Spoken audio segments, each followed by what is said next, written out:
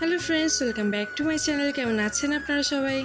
বাড়িতে আসার পর থেকে তো গাছ লাগানো শুরু করেছি, আর এদিকে আমি এবার কচু গাছ লাগাবো। আমি আগে কখনো কচু গাছ লাগাই নাই, আর কচু গাছের চারাগুলো কোথায় পাওয়া যায় সেটাও ঠিকভাবে জানতাম না। তবে লাগাবো যখন ভেবে নিয়েছি, তাই আমি আর বাপ্পা দুজনে চলে এসেছিলাম আমাদের বাসা থেকে 5-6 কিলোমিটার দূরে। ওখানে একটা হাট বসে, আর সবার কাছে শোনার পরে বললো যে ওখান থেকে নাকি কচু গাছের চারা কিনলে ভালো হবে। সেজন্য এখান থেকেই চারাগুলো নিব। আর এখানে দেখি এই কাকাটা একাই বসেছে কচুর চারা নিয়ে। এটা যেহেতু ছোটখাটো একটা হাট, এই জন্য এখানে পায়রাও বিক্রি হচ্ছিল, আর এই সাইডে তো উনি বসেছে কচুর চারা বিক্রি করতে।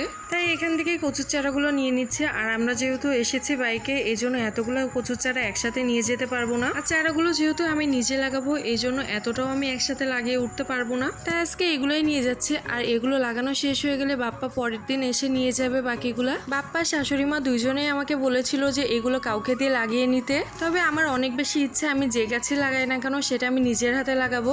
আসলে নিজের হাতে লাগানো যে কোনো গাছই মনে একটা আলাদা শান্তি এনে দেয়, সেটা যে কোনো গাছই হতে পারে।